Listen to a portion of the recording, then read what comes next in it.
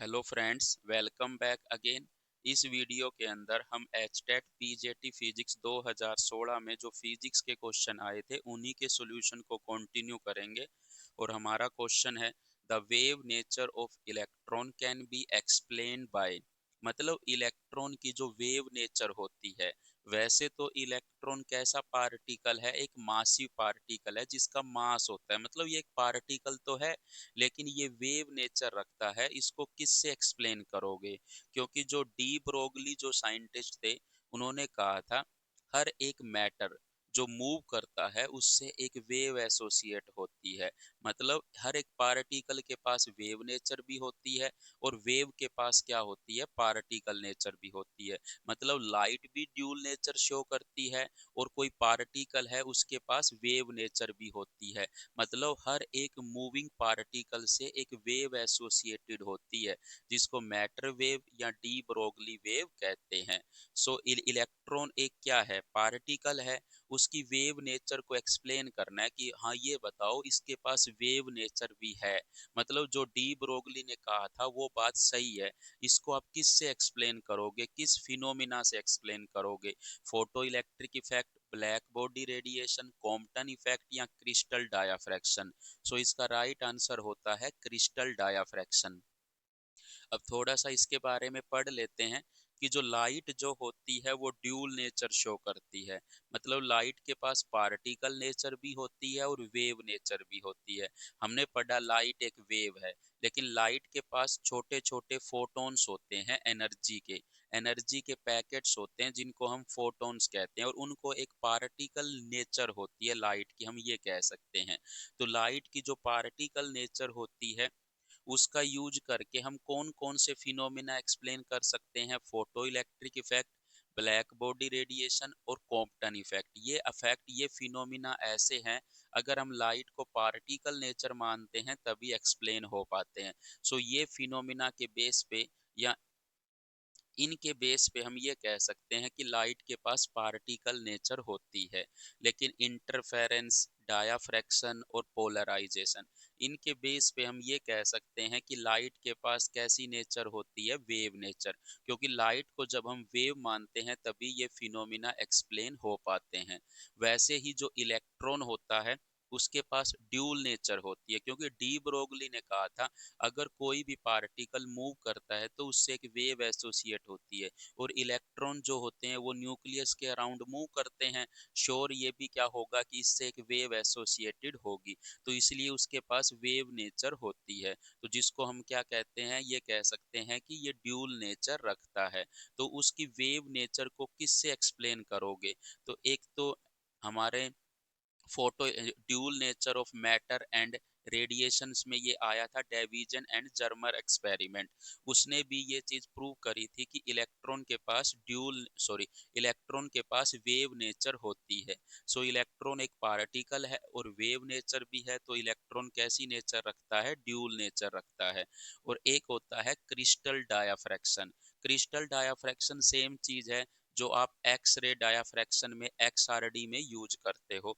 X ray डायाफ्रैक्शन जो मतलब scientist या फिर रिसर्च स्कॉलर्स यूज करते हैं किसी भी केमिकल कंपोजिशन का पता लगाने के लिए, XRD, एक्स रे डायाफ्रैक्शन। तो ये क्रिस्टल डायाफ्रैक्शन XRD जो होता है वो क्रिस्टल डायाफ्रैक्शन ही होता है।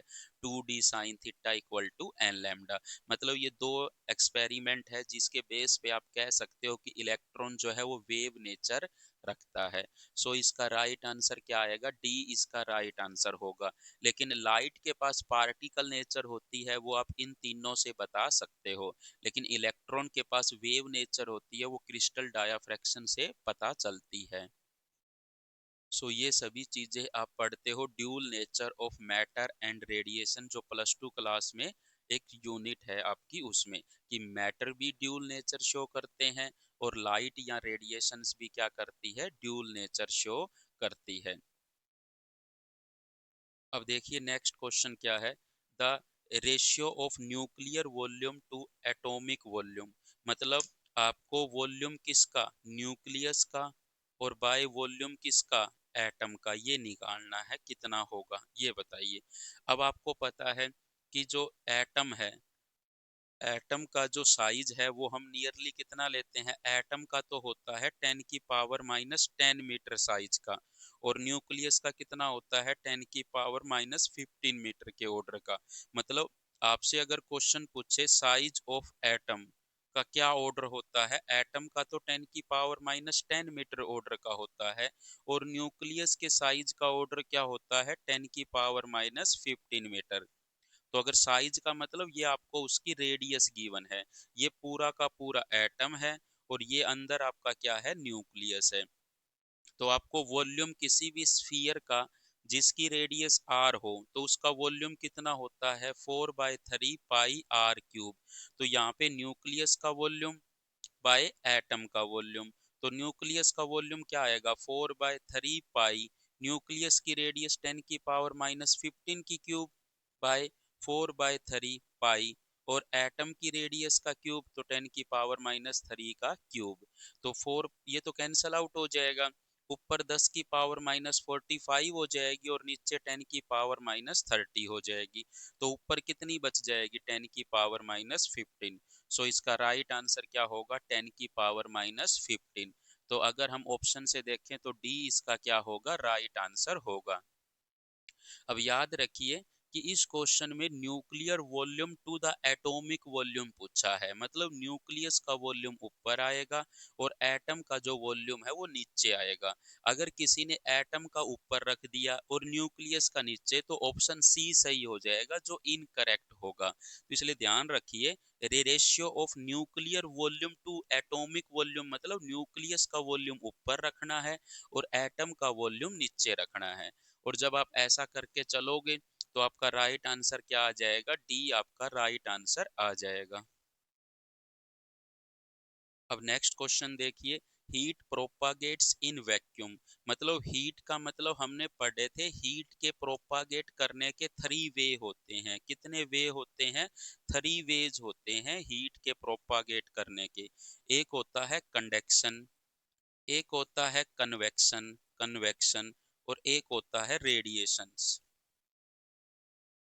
और ये जो कंडक्शन और कन्वेक्शन होते हैं इनको होने के लिए मीडियम की नीड होती है, लेकिन जो रेडिएशन होती है ना, रेडिएशन के थ्रू हीट का ट्रांसफर होता है, उसको नीड नहीं होती। ये वैक्यूम में भी हो सकती है और मीडियम में भी हो सकती है, दोनों में हो सकती है, लेकिन ये मीडियम में होती है और वैक्यूम में ये नहीं हो सकती। मींस कंडक्शन और कन्वेक्शन ऐसे फिनोमिना है हीट के प्रोपागेट करने के लिए जिनके लिए मीडियम की जरूरत पड़ती है, वैक्यूम में नहीं हो सकते।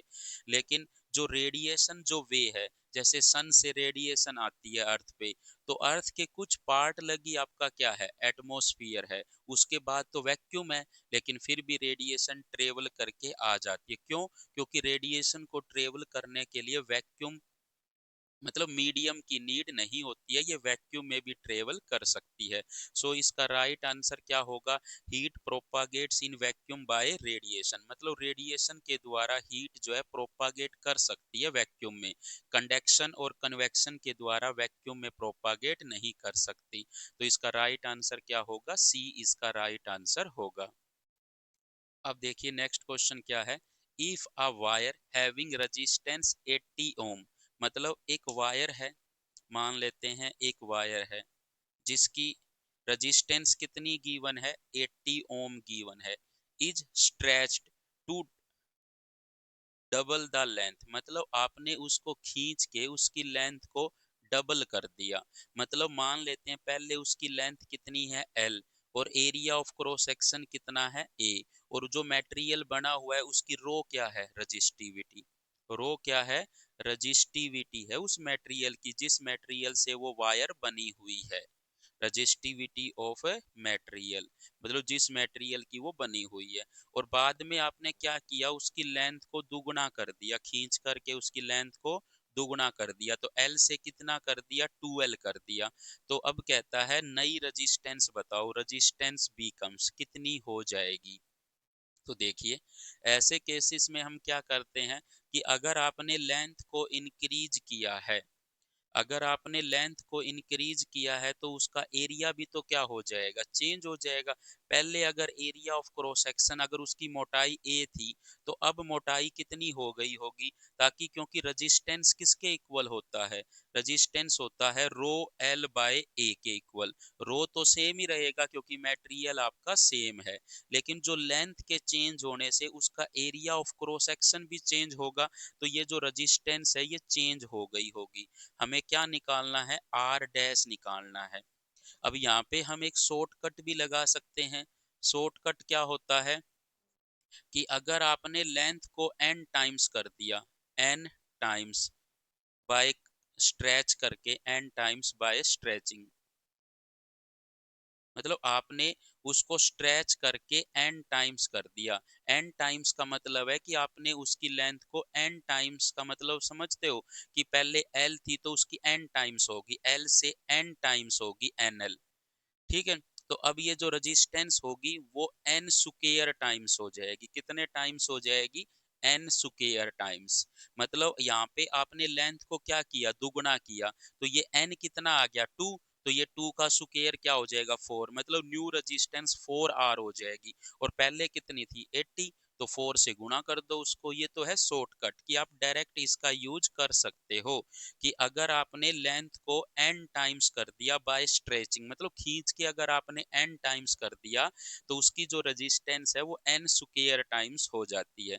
ये तो आप डायरेक्ट यूज कर सकते थे, लेकिन अगर आपको कंसेप्ट पता है कि किस तरह से करना है तो वो भी आप यूज कर सकते हो। शॉर्टकट नहीं पता तो आपको, तो कैसे करोगे, अगर आपने लेंथ को कर दिया डबल, तो इसका एरिया भी तो चेंज हो जाएगा। मान लेते हैं उसका एरिया ऑफ क्रॉस सेक्शन हो गया ए डैश, तो ए डैश, और लेकिन उसका जो वॉल्यूम है, वॉल्यूम तो उसका सेम ही रहेगा जैसे आप 10th क्लास में करते थे कि इस पानी को आपने एक सिलेंड्रिकल व्हीजल को एक अलग व्हीजल में डाल दिया तो उसकी हाइट बताओ। मतलब हम जो वॉल्यूम है वाटर का वो तो सेम ही रखते थे, सिलेंड्रिकल व्हीजल में, व्हीजल से कि कैनोनिकल व्हीजल में डाल दिया, कोनिक टाइप में, या फिर एक स्फेरिकल व्हीजल में डाल दिया, या एक बीकर में डाल दिया, तो हम वॉल्यूम क्या करते थे, सेम, क्योंकि वो वॉल्यूम तो सेम ही रहेगा कि लेंथ को ज्यादा करने से उसका एरिया चेंज हो जाएगा। मतलब A dash area of cross section into में 2l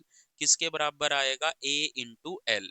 शुरू में एरिया ए है, लेंथ एल है, सो एल से तो एल कैंसल आउट हो जाएगा, तो ए डैश किसके इक्वल आएगा, ए बाय 2 के। मतलब उसका जो नए वाला एरिया है वो ए डैश कितना हो गया, ए बाय 2 हो गया। तो यहाँ पर भी यही है, अगर लेंथ को आप n टाइम्स करोगे तो एरिया जो होगा वो ए बाय एन हो जाएगा। कितना हो जाएगा, ए बाय एन हो जाएगा।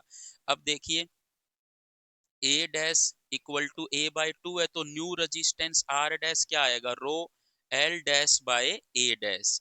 और ये आपकी नई लेंथ है तो इसको हम एल डैश नाम दे देते हैं, तो ये रो इनटू में L dash by A dash. तो रो की जगह तो रो ही रहेगा, एल डैश की जगह 2l आएगा और ए डैश की जगह ए बाय 2 आएगा। तो 2 जो है ऊपर चला जाएगा तो 2 और 2 4 हो जाएगा, और क्या बचेगा, रो एल बाय ए। और पहले जो रो एल बाय ए, ये तो हमें आर के बराबर लिया हुआ है, तो आर किसके इक्वल आएगा, रो एल बाय ए के इक्वल आएगा। तो यहाँ पर रो एल बाय ए को कितना लिख सकते हो, आर, तो आर डैश कितना आएगा, 4 टाइम्स आर आएगा। और सेम देखो यहाँ पे भी वही था कि अगर लेंथ को आपने दुगुना कर दिया तो 2l कर दिया लेंथ को, तो n की वैल्यू 2 हो गई, 2 हो गई तो r कितना हो जाएगा, n स्क्वायर टाइम्स हो जाएगा, तो 4r हो जाएगा। पहले जो रेजिस्टेंस थी बाद में कितनी हो गई, 4r हो गई अगर हम शॉर्टकट लगाएं तो, क्योंकि l कितना हो गया था, 2l हो गया था। और एरिया कितना हो जाएगा, a बाई 2, तो डायरेक्ट यूज करिए क्योंकि वहां पे टाइम कम होता है आपके पास, तो ऐसे ऐसे शॉर्टकट आपको यूज करने पड़ेंगे। डायरेक्ट रेजिस्टेंस अगर लेंथ को n टाइम्स किया तो रेजिस्टेंस जो है n स्क्वायर टाइम्स हो गई, एरिया जो है 1/n टाइम्स हो गया। तो इसका मतलब r डैश 4r है, और r आपने इसको तो r लिया था और r की वैल्यू आपको गिवन थी 80 ओम। सो इसका आंसर r डैश कितना आ जाएगा, 4 इंटू में 80, तो 8 चौक 32, तो 232 ओम आ जाएगा। मतलब जो नई वायर बनेगी खींचने के बाद, जिसकी लेंथ को आपने दुगना कर दिया था, उसका रेजिस्टेंस कितना आ जाएगा, आर डैश 332, सॉरी 320 ओम आ जाएगा। कितना आ जाएगा, 320 20 ओम। सो इसका राइट आंसर क्या होगा, सी इसका राइट आंसर होगा। अब देखिए नेक्स्ट क्वेश्चन क्या है, which of the following is true for the internal point of A spherical charge conducting sphere. Conducting का मतलब है एक कंडक्टिंग स्फीयर है, conducting surface, spherical charge conducting surface, इसका मतलब है कंडक्टर है और चार्ज जो होता है वो कंडक्टर की सरफेस पे होता है। हमेशा याद रखिए चार्ज जो होता है कंडक्टर के अंदर कभी नहीं होता। इनसाइड द कंडक्टर चार्ज कितना होता है, जीरो। जो भी चार्ज होगा वो कंडक्टर की सरफेस पे होता है। तो फर्स्ट पॉइंट याद रखिए, inside the conductor, inside the conductor, conductor के अंदर चार्ज कितना होता है, जीरो। इलेक्ट्रिक फील्ड कितना होता है, जीरो। और पोटेंशियल कितना होता है, जो पोटेंशियल उसकी सरफेस पे होता है वही होता है। इनसाइड की बात हो रही है, इनसाइड पोटेंशियल क्या होगा, वही होगा जो सरफेस पे होगा। और सरफेस पे पोटेंशियल कितना होता है, अंदर जो पोटेंशियल होता है वो वही होता है जो सरफेस पे होता है। और सरफेस पे होता है के क्याऊ बाय आर। अगर क्याऊ चार्ज है सरफेस पे, आर रेडियस है और ये स्फेरिकल है, स्फेरिकल चार्ज कंडक्टर, तो स्फेरिकल चार्ज कंडक्टर है तो उसकी सरफेस पे पोटेंशियल क्या होता है, के क्याऊ बाय आर।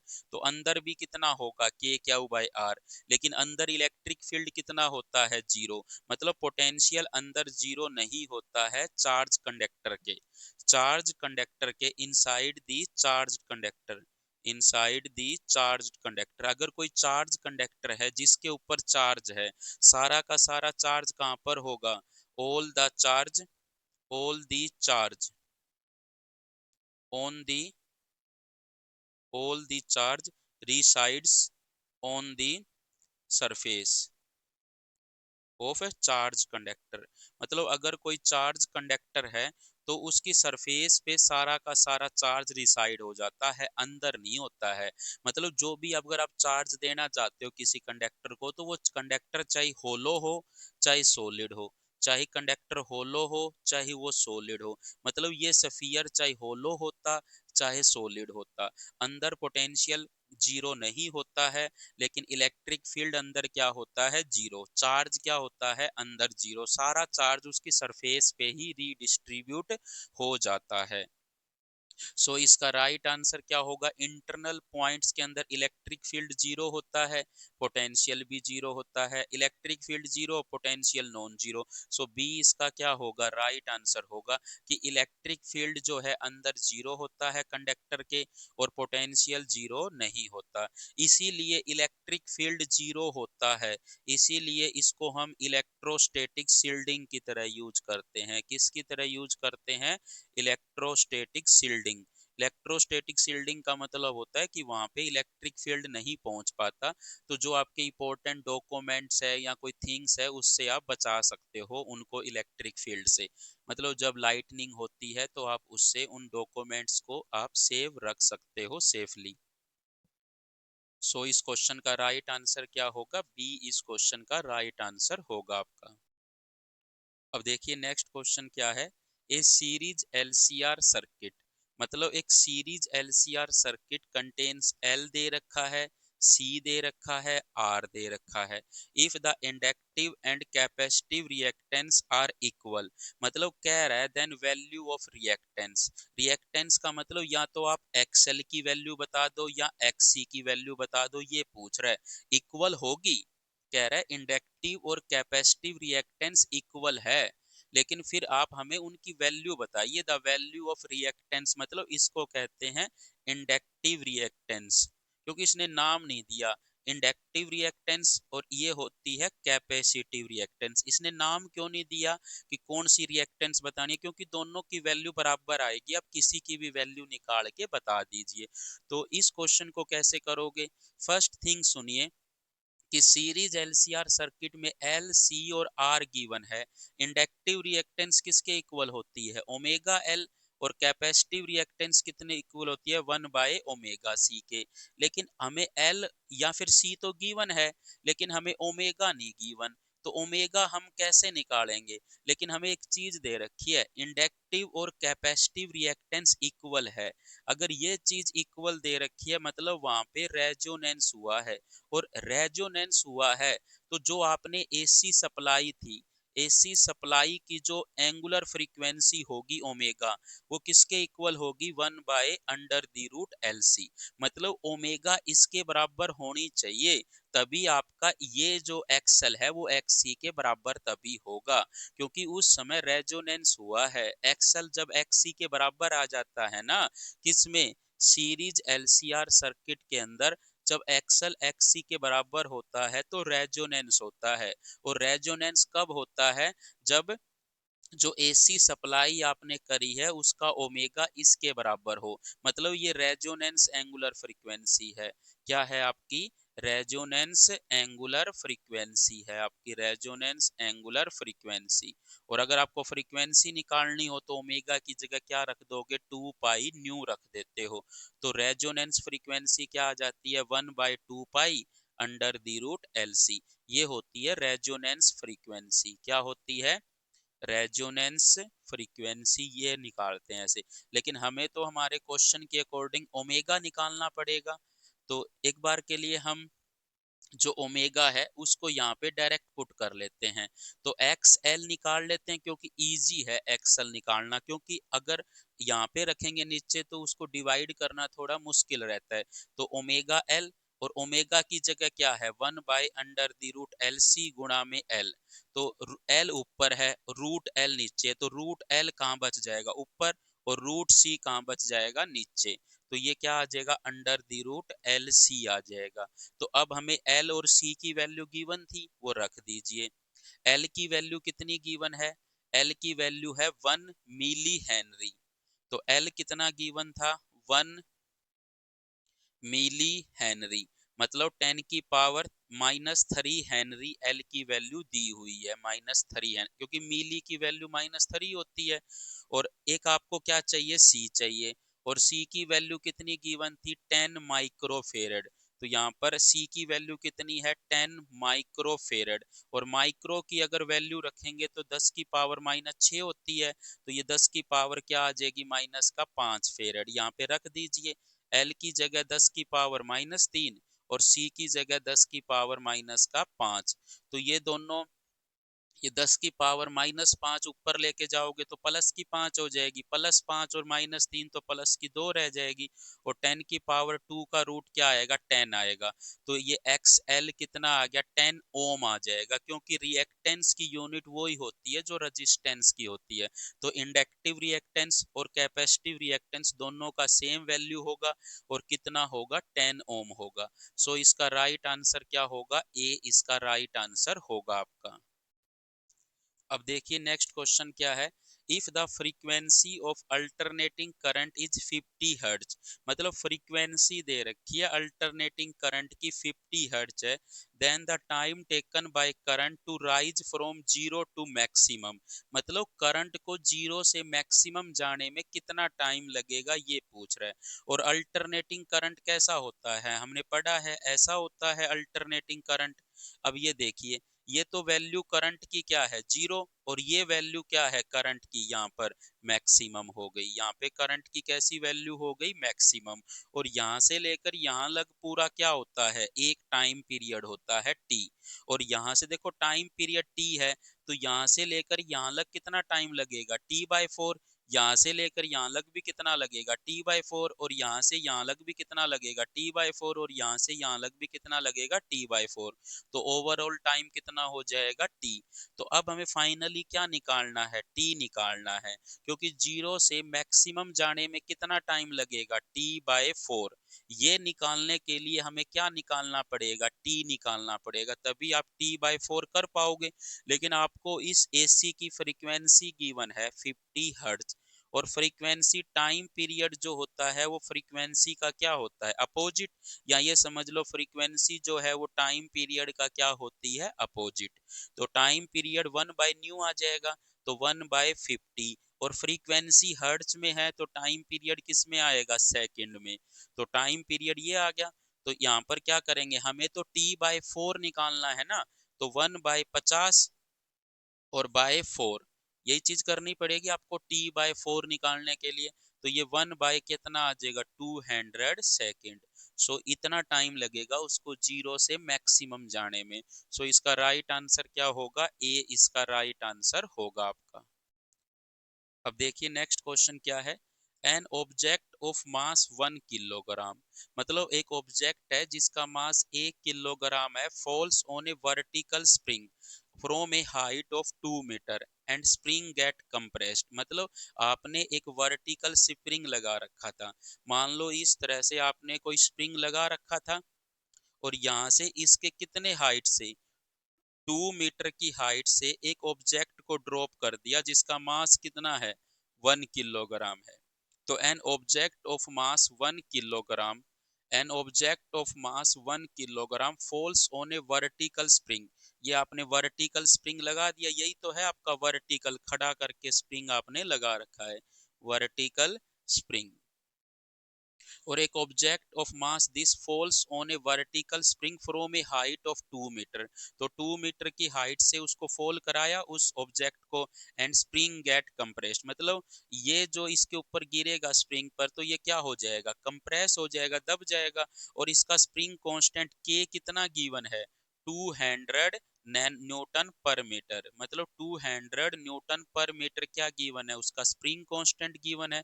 तो कह रहा है इसमें कंप्रेशन कितना आएगा। तो इसके अंदर मान लेते हैं x क्या है, कंप्रेशन आ गया।